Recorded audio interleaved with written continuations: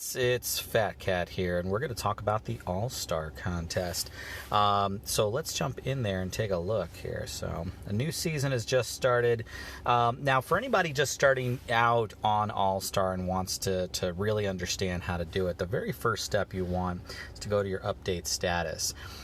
This is where it takes the information from your account and puts it into All-Star, and it locks it in there so that if you make changes in your account, like you trade leadership or upgrade skills or change your gear, anything like that, it won't change All-Star until you come back here to update the status. Okay, so your soldiers is just your total army, which obviously you want to bring in your whole army here, but if you take some big losses, it won't remove your army from here until you update again. So maybe heal up before you do an update on here. But also, if you start building a new army, you got to make sure to update this in order to ensure that your configuration is the best it can be. Your commanders, so obviously you want your main commanders and any additional commanders that you've got some leadership and skills in. And for me, I also brought in some, I'm airship main, but I brought in some infantry commanders just to kind of fill out and give me first strike where I need to be. Now, you're going to end up with 3 slots of 5. And so that's 15 commanders, and so that's all I pulled in here. Now, I could pull an additional 5 for swapping out, but really, I mean, I've got enough gear and troops to fill in maybe 10, so 15 is more than I need, and 20 is just overkill. But it avoids you having to scroll through all these commanders, because look, I'm never going to use Ichiro or Axe or Kraken to battle with. They're just never going to be my main, so I don't need to pull them into All-Star. And then, of course, you have your equipment. Now, once you pull in all your equipment, that's good. You can obviously update it if, you've upgraded gear in here. But don't forget, and this is something I've been caught with before, is sometimes you might have, oh, geez, why do I have these things in here? You might have a few others that you added and you upgraded and didn't get included. And if you hit save before that, you're going to be kicking yourself because it takes another, 12 hours or so before you can update it again. And so you're going to be locked out for at least that day's turn. So you want to make sure before you ever update status of your equipment, scroll down to the bottom of your list and make sure that that is all checked properly and that you've got all your gear in there. And here's a place where you just want to kind of max out any of the gear that you have that's upgraded, that has gems in it, just load it in there. And it gives you just more flexibility on what you do with your commanders then. And then last thing, the other status, this is for hull and tech, or tech being your research, and that's just a tap of the button. It just updates it to the most recent upgraded stats possible. All right, so now we come back in here, and down at the bottom, down here, we've got defense formation. So I'm going to click that, and this is where you set up the formation for when somebody is attacking you. How do you want to defend? And you start off down over here. Okay, you've got equipment configuration, which I can click on and set up my equipment for each commander, and then soldier configuration. Now, when you're in soldier configuration, which is where you set up the army marches for each one, you've got the equipment configuration down here as well, and so you can hop in here in order to set it up. And then you just put in the best gear you possibly can for the type of build that you want for your main commander. So I run a max leadership Dragon Slayer. It doesn't have to obviously be a max leadership if that's not where you're at. If you're at 100,000, 200,000, 500,000, make sure that your max commander obviously is tricked out with its best gear for the build that you're going with and the troops that you work with. Then you have in some of your lieutenant commanders. I run a Rogers at about 150,000, and Battle Maid now is getting her up to closer to 150 soon. And then I've got a Reinhardt at about 20, and then the rest of these guys are at about 10,000 leadership. And then some of my gals in here, the Tina, who's my little avatar, and then my infantry commanders here. These are just to run a single ranger in order to help me get first strike when I'm able to have 3, 4, 5 character slots. And I'll show you what that means in just a sec. All right. So, and then in the soldiers, this shouldn't be too much of a surprise, but, just throw in your best formation for your main commander and your lieutenant commanders in here. Now, it could be, clever arrangements where you do like a 1, 4, 5, 6 slot with 1 ranger and 2 and 3. If you want to do that, great. If that works for you. Generally I just max out as best I can.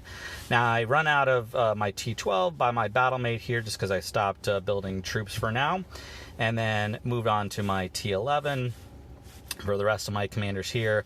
You can see that I also have this Hancock, and for him I have a Sui setup of gear, and I think it's really important to have a utility commander like Hancock or Plasma or Hoodoo or someone like that can kind of trick people up a little bit, and especially if you throw on Sui and catch people off guard, you can kind of do some damage that way. And then of course it rolls off into my T10 here, and then obviously black is the most useless character that I have on the list there, but that's okay.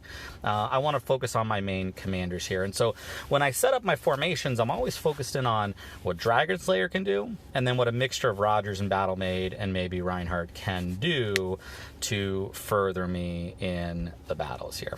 Okay, so Team 1, Team 2, Team 3. This is similar. As you can see here, I've got 3 commanders in each one because I'm at where am I at? Black Hole. Yeah, I'm at Black Hole right now just because the new season has started. But when you start off with just 1 in each slot, and that's easy to kind of think of when you have it like, okay, well, I do 1, and I'll do Gabriel 2, and I'll do 3, right? Easy peasy, right? But then once you start getting a second and third slot open as you move up in point ranks, you got to think, well, what am I going to do now? What am I going to do with 9 positions now? And the way you look at it is that just Team 1 with 3 character slots is, let's do this here, is like Ace of Galaxy or Peak, where you can put 3 commanders in the battle, and those 3 commanders go up against someone else's 3 commanders and see who wins. But in All-Star, you got to win 1, and then you got to win 2. And if you lose one of the first 2, you got to win the third. Okay, so best 2 out of 3. But of course, you can't reuse commanders in the different teams. So now you have to think like, well, who's going to go in Team 2 and who's going to go in Team 3? What a lot of people do is they'll go say, okay, I'll do Hancock, and I'll do Battlemaid, and I'll do Rogers, and then this one I'll just put junk in, right? The problem with that is that your opponent will see that you've got junk in Team 3. And they can throw, like, these are 10,000 leadership commanders each. They can throw a little 50,000 leadership commander or 40,000 leadership commander at that Team 3 and know that they're going to win. And so then they have a decision of, do they go up against my Dragon Slayer, who's max leadership, or do they go up against these 100,000 Rogers Battlemaid? And if their main is 400,000 or 500,000, well, they can tear through my Team 2. So instead, when you're defending, you want to think a little bit more creatively and do something like this, where each of your teams has, you got your main, and then you got one of your primary lieutenants with a solid amount of leadership. I mean, obviously may not be your main leadership, but have a solid amount of leadership to back you up as the anchor of Team 2 and Team 3. And actually, I want to switch these around here because I want my Dominion hull on Rogers. The reason I want to do that is you can see my Rogers here. Oh, geez. Let me go to equipment. I've got my Fire Spirit pants, and the Fire Spirit have skill trigger rate, and that in conjunction with Dominion hull gives me 100% defensive stance. So that's where I want to be there. My Gabriel hull, I want to go with my Hancock, who's got Sui. Okay, plus the HP bonus in Gabriel benefits Battlemaid, whose Chain of Contract skill increases the tear space ability of T12. Okay, so that's your defense formation, right? You set it up so that you have to be the strongest wall you possibly can across all 3 teams so that you have a better likelihood of winning 2 out of 3. Or if the opponent feels like they aren't going to win, they might not battle you, and thus you're less likely to lose points by people fighting you. Okay? Now we move on to challenging. So we come in here, and every time you battle, it'll refresh you there. Now, right now I'm using challenge coupons. I've got 500 of them saved up, and you can see on the right here the challenge coupons. It's one each to battle.